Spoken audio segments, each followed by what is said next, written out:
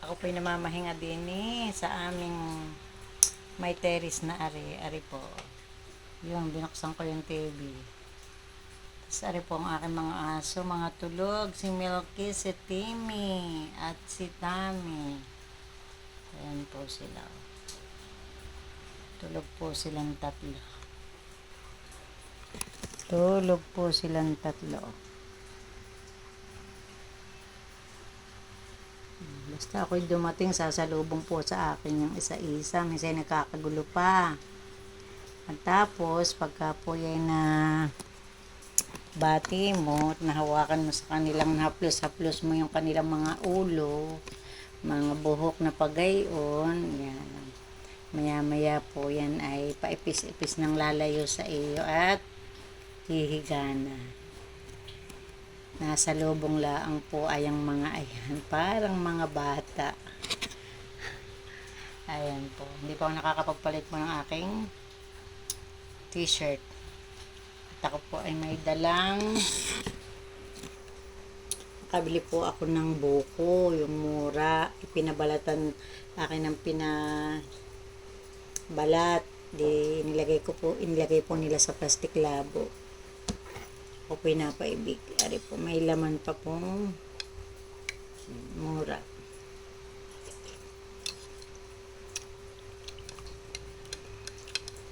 May nadaanan po ako doon sa palengke.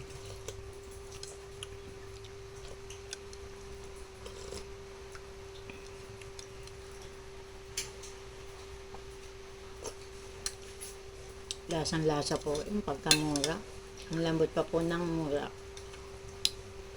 Sinasabing hindi po matigas. Ang sarap.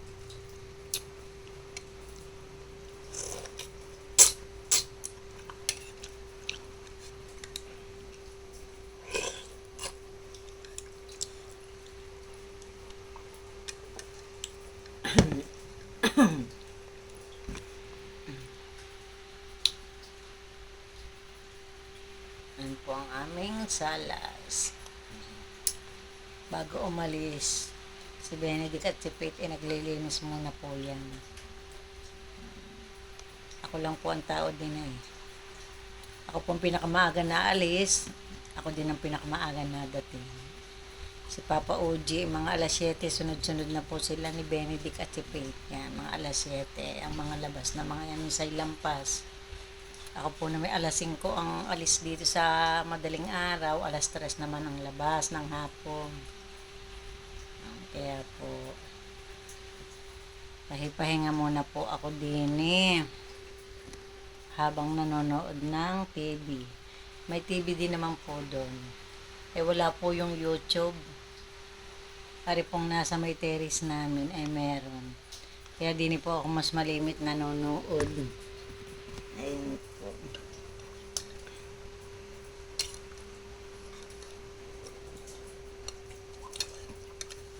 Pagka ganari pong ako'y nadating, ako'y pahipahinga muna ng mga isang oras bago uli magluto.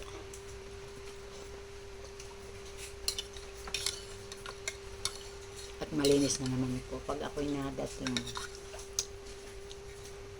Ay di ako po ay ungkot-ungkot muna. Minsan naman po pag ako'y antok na antok, ay di ako muna po tutulog. At bago magluto uli, pag malapit na silang dumating.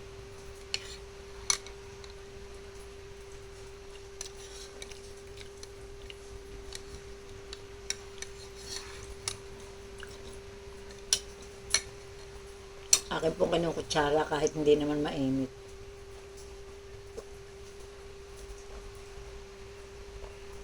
At gawa po ng mura, hindi siya makuha.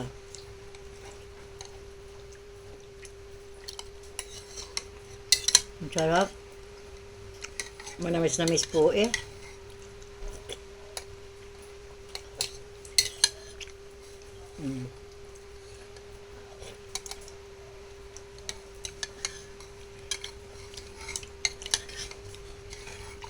Manamis namin po. Malasang malasa ang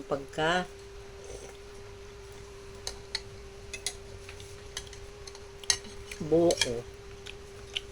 Lasang lasa po, ang sarap.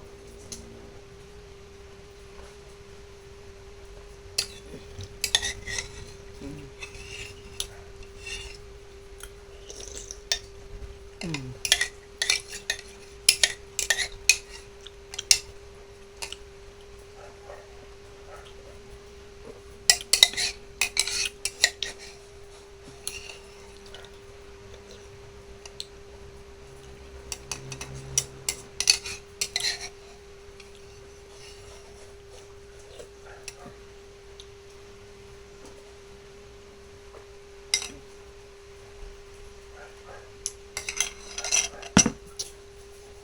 Para nag para nagmerienda ng ano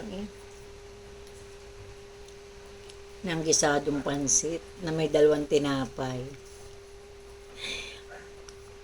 Ayos na po yun, nakakabusog din nga po eh.